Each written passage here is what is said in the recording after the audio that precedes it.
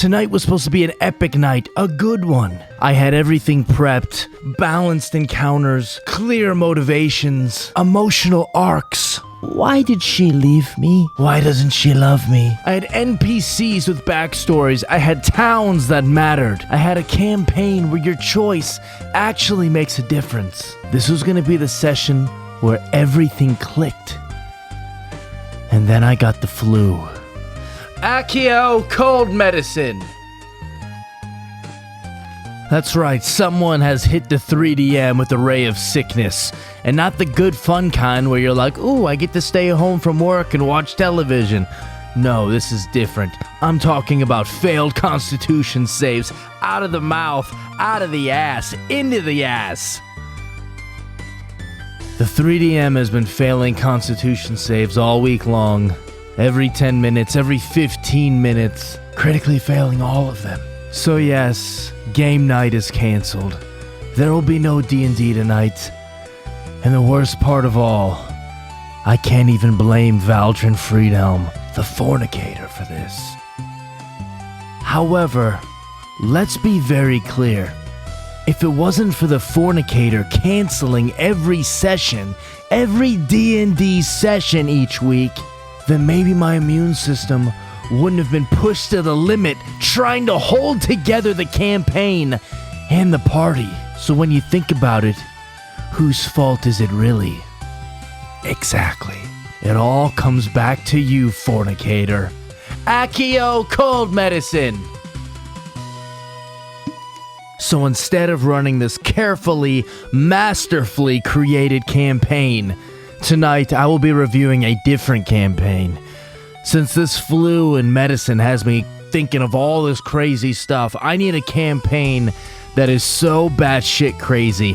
I'm going to be questioning whether or not it's the cold medicine or the actual insane campaign that has me questioning everything. This is a campaign where it feels like every player pitched in a different genre and the DM was like, alright, let's make it. I'm talking about a campaign where the DM is full with so much NyQuil, he couldn't say no to any idea. What about teen romance? Yeah, that's in there. What about a revenge story? Absolutely, it's in there. What about like a mad scientist? It's in there. It's all in there. What about like some sort of consequences? Leave, get out. No, get out. What about like a dead player who continues on as, I don't know, a robotic dinosaur? It's in there. It is definitely in there. We'll figure it out. So today we are diving into the campaign Tammy and the T-Rex. Why? Because everything is D&D. So alrighty, here we go. Buckle up because a lot of what I'm gonna say doesn't make a ton of sense. This is a campaign where like the DM has like so many ideas. He's like, oh, we gotta have this and this and this. And he's like, but I don't want to spread it all out through like levels 1 to 20. Fuck it, let's just put it all together in one quick adventure. This campaign is insane. There's so much crazy shit in it. It's got blood and gore and action and sci-fi and teen romance. It is awesome. I actually really love this movie and I can't believe I've never heard of it. So Tammy and the T-Rex is about a teenage girl whose boyfriend gets brutally murdered by a group of bullies, and then a mad scientist comes along and secretly puts his brain into a robotic T-Rex, and then the T-Rex continues on with the brain of the boyfriend and has a revenge plot. And that's pretty much it. That's the movie. It's insane and it's awesome. Hero point to the director right off the bat. The movie starts off as a teenage romance that it quickly swerves into a sci-fi movie, then a horror movie, a revenge movie, a badass movie, and then it's kind of like slapstick dinosaur action movie also. It's awesome. I love it. It's so good. So we get the title screen here and already I'm confused because the movie's called Tammy and the T-Rex. But then when it starts up, all the credits say Tanny, T-A-N-N-Y, and the teenage T-Rex. So I don't know. I guess we'll find out if her name is Tanny or Tammy. But you know what? I get it. Because sometimes as a DM, you create an NPC right on the spot. You don't have a name prepared. And you're like, yeah, fuck it, Benny. And then, like, next session, the party goes to talk to that guy. You can't remember his name. You're like, oh, it's Bimmy. Bimmy, I think. So I get it. So alrighty, so what the hell is going on with this movie? Our dungeon master, or our director, is named Stuart Raffle. I don't know if that's how you say his name. Raffle. And he directed and wrote the screenplay with Gary Brockett, so hell yeah. And if Stuart Raffle sounds familiar, that's because this director also is responsible for this amazing scene.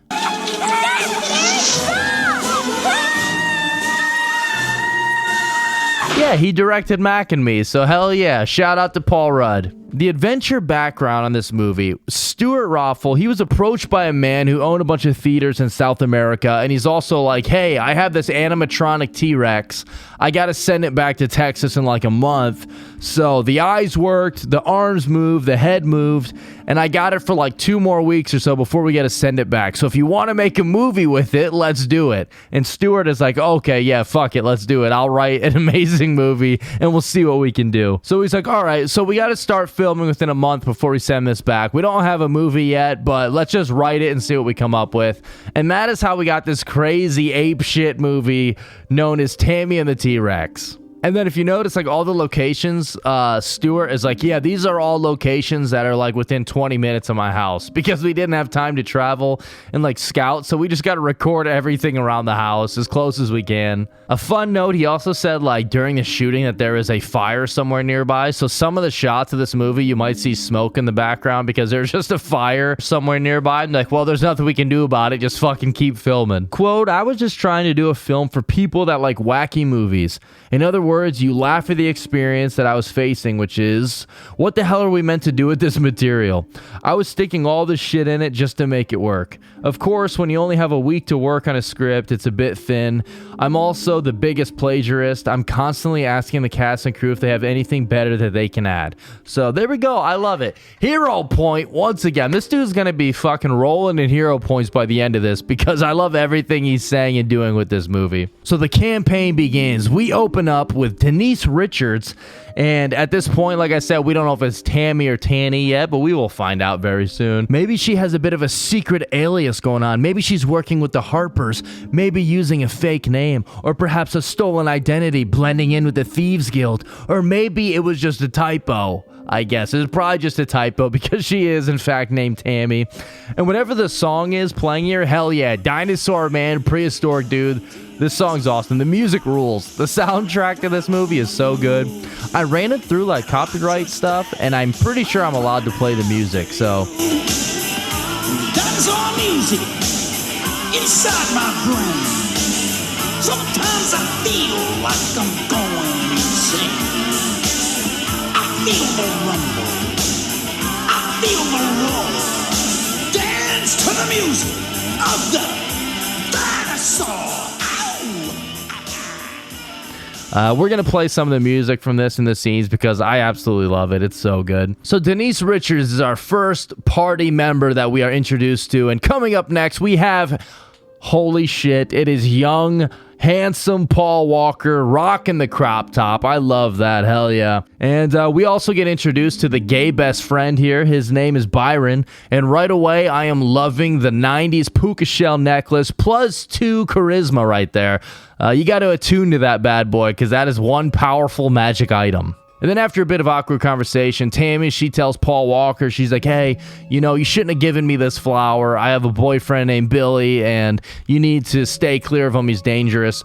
Paul Walker takes a flower and eats it for some reason, I guess. I don't know. It was awesome, though. We meet Billy. He shows up at the school. An intense brawl ensues, and it is awesome. Whirlwind spin.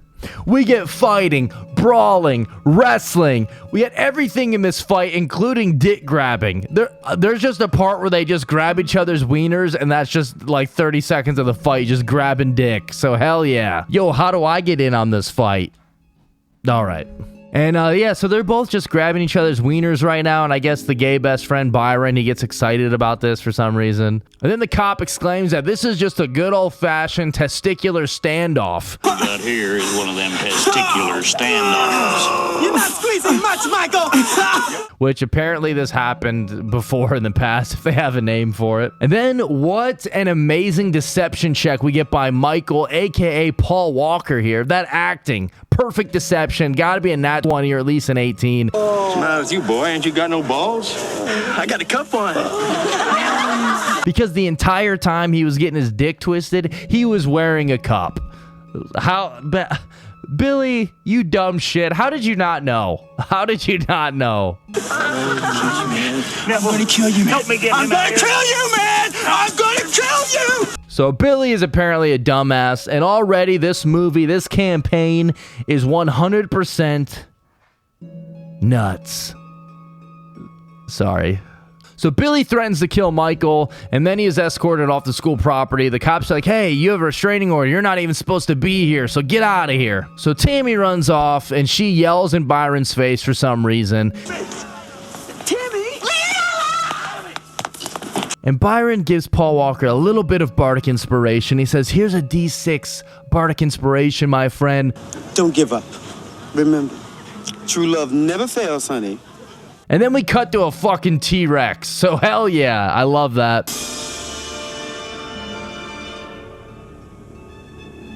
And we're just going to throw in a disclaimer right here. I don't know what I'm allowed to show, what I'm not allowed to show.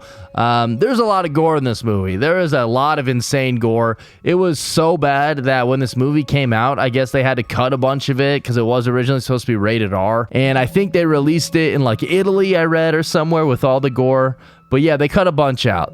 We might show some of the clips here. So this is your warning. There is going to be some gore and blood. It is obviously a movie. So hopefully I don't get, in trouble for showing that. But it's just like wacky, insane, like Ricky O levels styles of like action and gore. So we'll probably be showing a little bit of that. But yeah, I love that we just get a scene of these people, these actors excited about this T-Rex.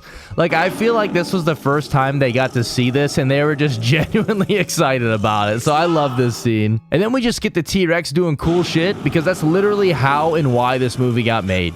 They're like, okay, we have a T-Rex, an animatronic one. It does cool shit. Let's just film it, do cool shit for a little bit. We'll be excited. We'll put it in the movie. So hell yeah. And then we get this mad scientist guy. He's got to be the BBEG, the big bad evil guy in the movie.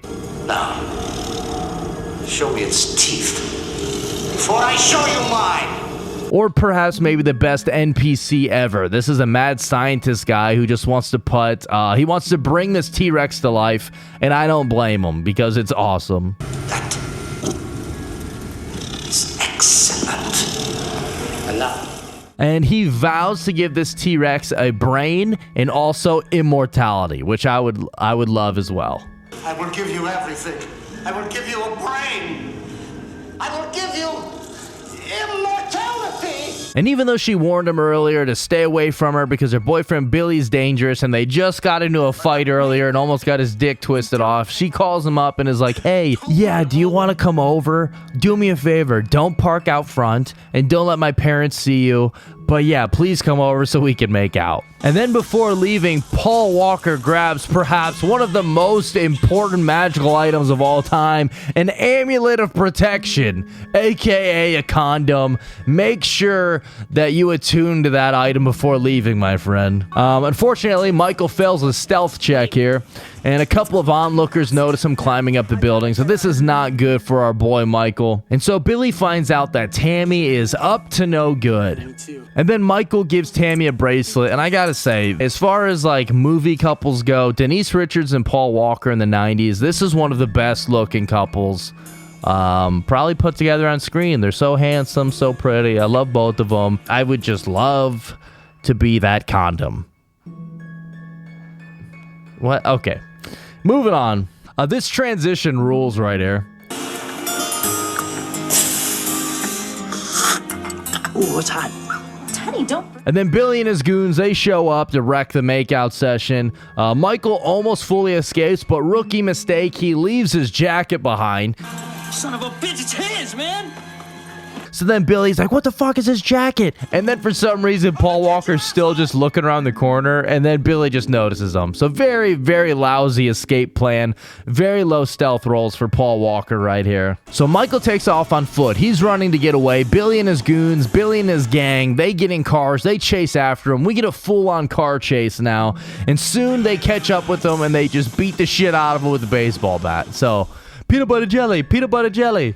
Peanut butter jelly and a baseball bat. They just beat the fuck out of him. They throw him in the trunk of a car. And then they take off towards where? The wild animal park. Apparently, there's just a wild animal park you can easily get into where they just have lions, panthers, all this shit just loose running around, and they chase him in there, they take him there, and they let him out, and then a lion just fucking eats his face.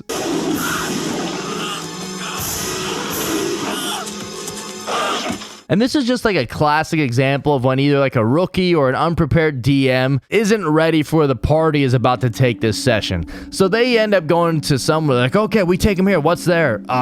Fuck it. The wild animal park. So now he's in the wild animal park, which is just, that's the whole name of it is wild animal park. I love that. I am worried about what handsome Paul Walker is going to look like after this brutal lion attack. However, good news, Deus Ex Machina, this ranger shows up because he knows the land, and he puts a couple shots into that lion, pop, pop, pop, pop, saving Paul Walker's life.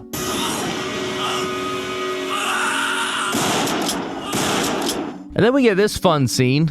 Could you tell me what your micro brackets in, please? Just a minute, please. So last we saw of Michael, a lion had landed a critical hit bite on his face, chewing him up, not good. And now he is in the intensive care unit, the ICU.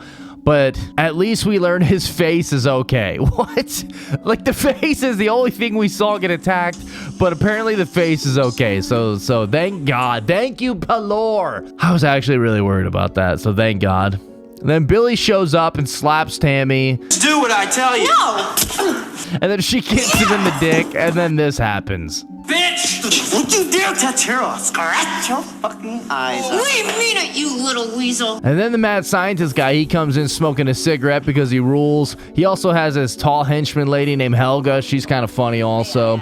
And he heads into Michael's room and he learns that Michael has no living relatives or family except for his drunk uncle over there. So this is when the mad scientist, he's like, okay, we got a plan here. Helga is not just a tall glass of water. She casts guidance right here. She gives guidance to the mad scientist, and the mad scientist pulls off one of the greatest deception checks that I've ever seen.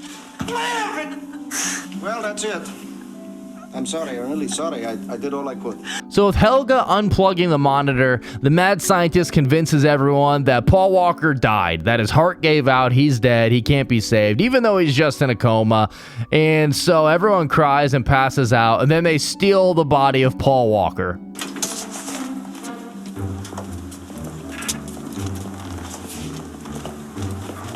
The doctor squeezes Helga's breasts for some reason, okay.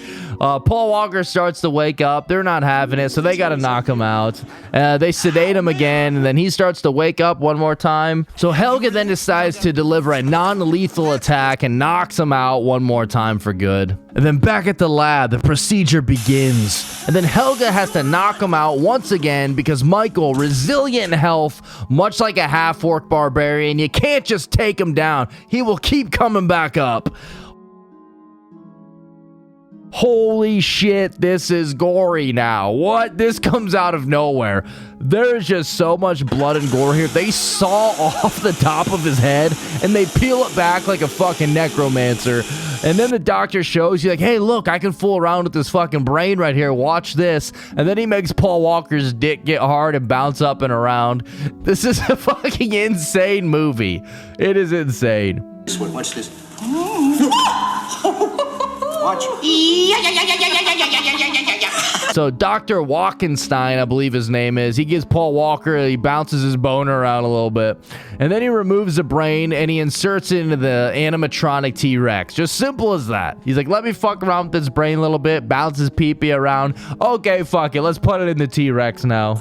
And now we have the ultimate moon druid in the form of T-Rex. It is so good. It is so awesome. I have no idea how this movie exactly got made or pitched. Like, I know we have the background information, but I want to know how this movie was described to, like, the studios. So we have no idea how that went, but thank Palor that it did happen. So now we got the two henchmen that are cleaning up. They order a pizza, and then, holy shit, is that the dude from Napoleon Dynamite? Hell yeah, we got Pedro. He's the pizza guy. He shows up. A little fun note here.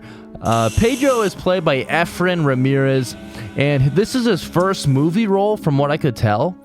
And then immediately after this, he did Jury Duty and Kazam. So hell yeah, what a great accomplishment. Those movies are awesome. Efren Ramirez, he runs off. Are you the double cheese pepperoni?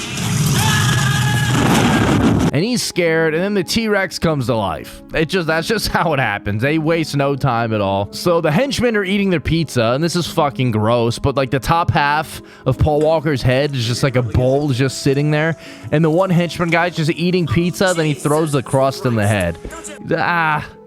No hero point. That's fucking gross, dude. So they're just eating pizza over his fucking top half of his cranium bowl, and they're just using it as like a trash can. All right.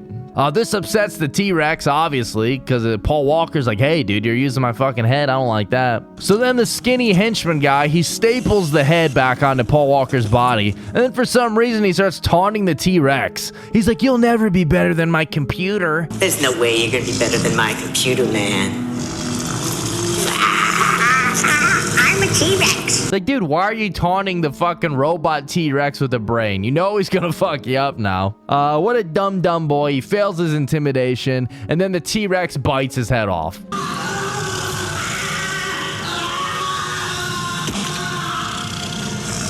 You had to know. It didn't take a crystal ball to know that was going to happen, dog. And there we have it. Michael the T-Rex, the greatest use of reincarnation of all time. I absolutely love it. I hope he never gets his body back. He needs to stay as the T-Rex forever.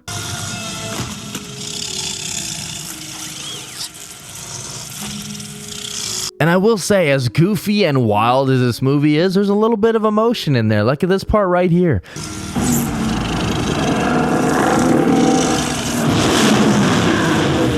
We see that Michael, as a T-Rex, is looking at his old handsome body and realizing that's not who he is anymore. And he even holds up a little mirror to see what he looks like now. It's kind of sad. It's good. It's kind of sad. And then the T-Rex fights the muscular henchman guy who warns him that, hey, I got a black belt in karate. Doesn't fucking matter to T-Rex. He doesn't give a shit. Warning you, I'm a black belt. And then he just stomps him to death, and he goes outside and calls his girlfriend Tammy on the payphone. So, hell yeah. What the fuck is happening here? I don't know. It absolutely rules. It absolutely rules.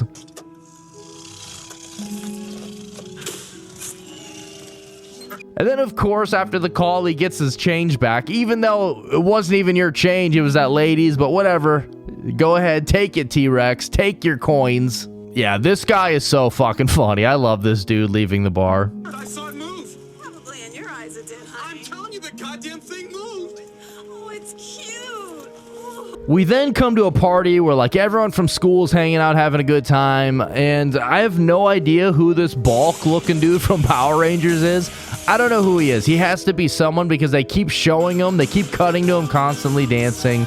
But yeah, party looks fun, looks awesome. And like we said before, the soundtrack is absolutely amazing. It rules. I love whatever song this is playing. So hopefully we'll be able to hear it right here and it won't get cut out because this song is good.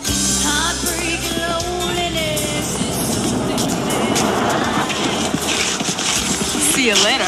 And then Billy and the gang, they show up and they want to crash the party. And Tammy tells him, hey, I never want to see you again.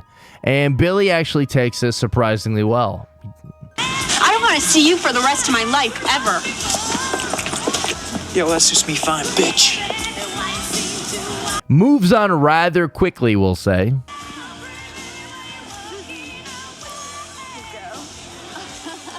But the party isn't over. Surprise round! Oh my gosh, earthquake! Don't say that, I'm scared. Hell yeah, surprise round, baby. Advantage on initiative, T-Rex. Perception check, natural 20. We got T-Rex Michael scoping out the party. No one even knows he's there, so he's got to have a pretty good stealth check. Fucking hero point, dude. Great planning. Scouting, stealthing, percepting. I like it. And then we get this nerd. Who the fuck put this piece of shit here? Dude, back off, nerd. T-Rex is like, no, fuck that. Rips his chest open. Intestines fall out. Fuck out of here, nerd.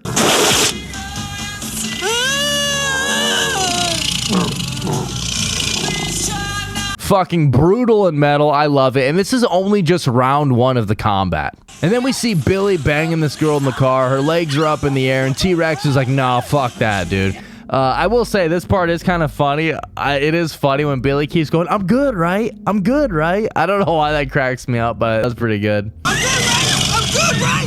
I'm good, right? I'm good, right? So then Billy runs back to the party. He starts yelling. He's like, there's a monster. There's a monster.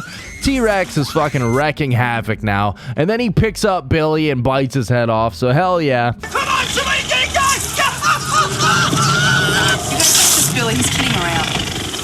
But there's like a woman who's like Billy comes to the tent and this woman's like, that's just classic Billy. That's just Billy being Billy. It's like, dude, he got picked up and his head was bitten off. Oh, that's just Billy. Head bitten off. Classic Billy. And then T-Rex, he has a good sense of humor. I like this. Everyone is running away and he sticks his foot out and trips him down the stairs.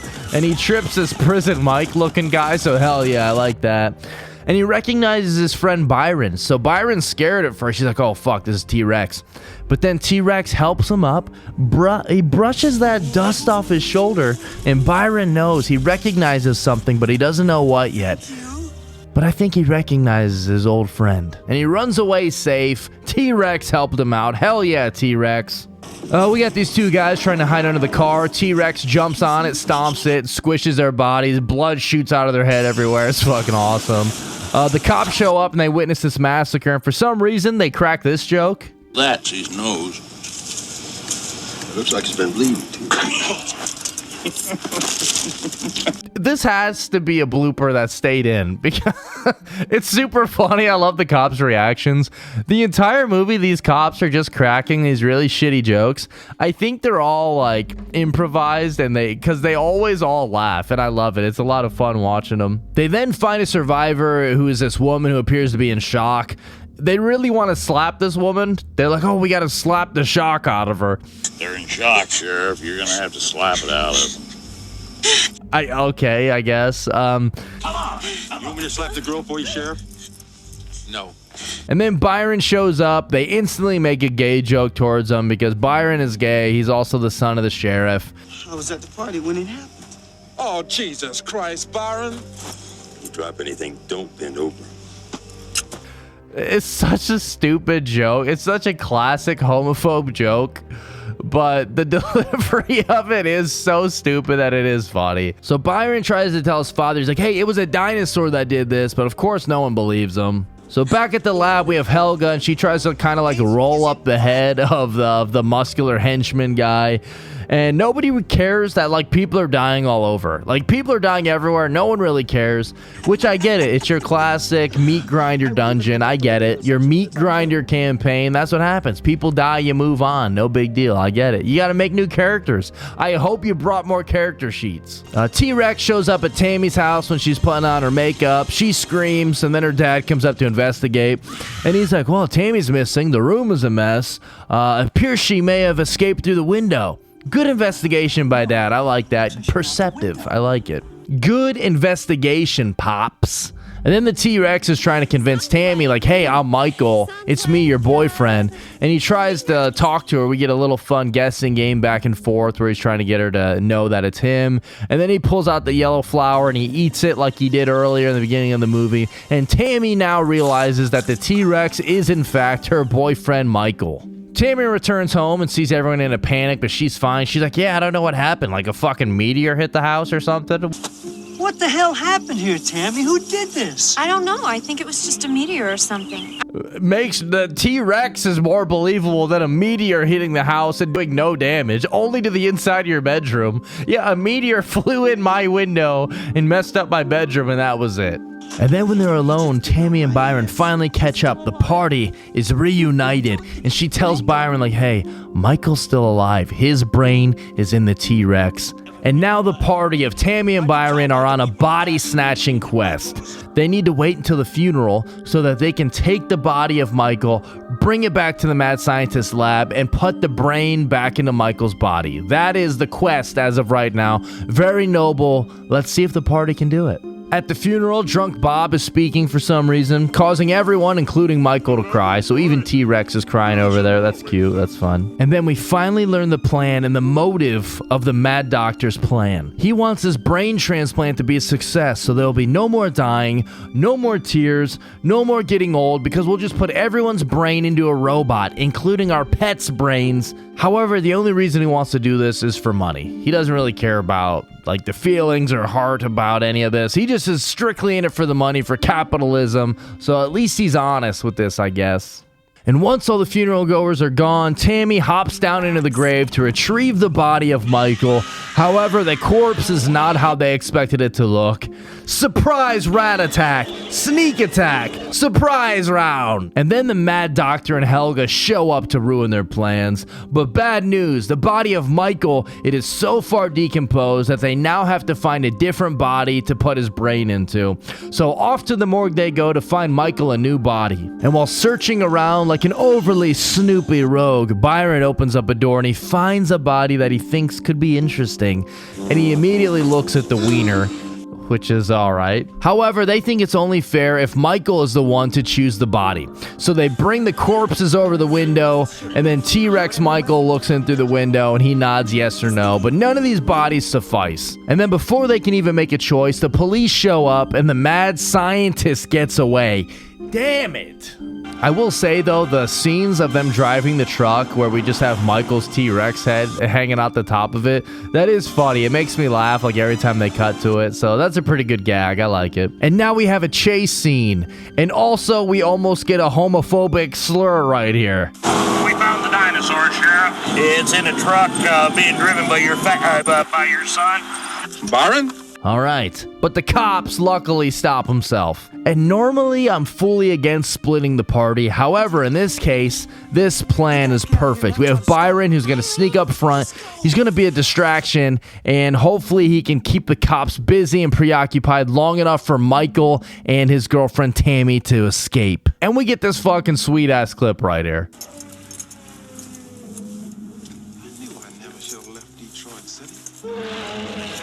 And let's just state the obvious right here. Denise Richards looks amazing in this movie. Charisma 18, maybe even got that boosted up to 20.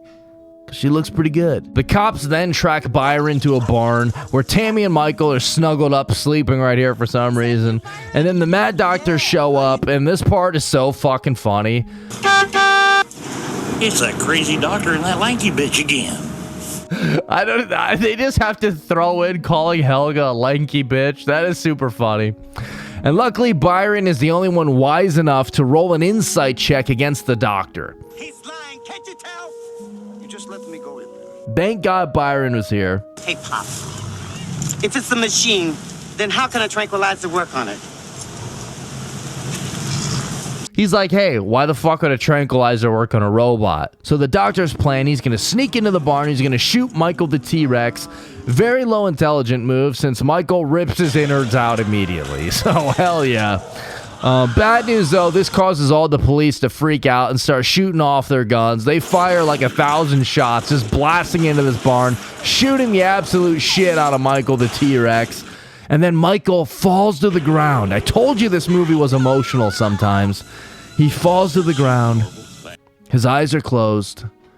Everyone is teared up. We're all crying. Even the cops are crying. Even though they just were the ones that shot the shit out of him, they're all crying. We're all crying. We are all Michael in this moment.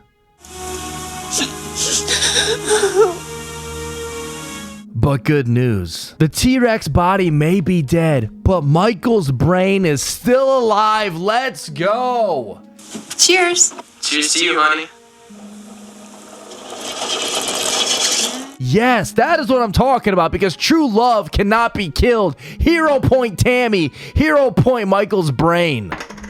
Speaking of Michael's brain, with a camcorder, computer, and speakers hooked up to Michael's brain, he's doing just fine. So he's just living on right now as the brain hooked up to all this shit. Eventually he'll get a new body, we hope. In the meantime, Denise Richards is going to striptease dance for him, and he's going to get real hot, and we're all going to get real hot. And that is the greatest campaign and one of the best movies I've ever seen in my life. It was so good. It was so awesome. I absolutely loved it. If you haven't seen it yet, watch it. It's on Tubi. So there we go. There we have it. The movie, the campaign is absolutely awesome. It's chaotic. It's funny. It's insane. There's nothing like it at all. It is such a fun movie, such a fun campaign. I highly recommend it. You can watch it on Tubi. Of course it's on Tubi. Why wouldn't it be on Tubi? Everything I review is probably on Tubi. So go check it out. I command you. I cast the spell command. Watch Tammy and the T-Rex on Tubi. So if you want to continue this adventure with us, if you want to keep on rolling, roll that initiative with us, give us a thumbs up and a fun comment saying what you thought about the movie. And if you want to join the adventuring party, go ahead and subscribe and tell your friends and tell your lovers all about it. For real though, thank you so much. This is your boy Kev, the 3DM. And yeah, we will see you next week. Who knows? Maybe we'll have a D&D session. Maybe I'll be feeling a little bit better. Maybe the fornicator will stop being an asshole. And maybe we'll get something going. And if not, we'll just review another campaign. Why? Because everything is D&D. All right.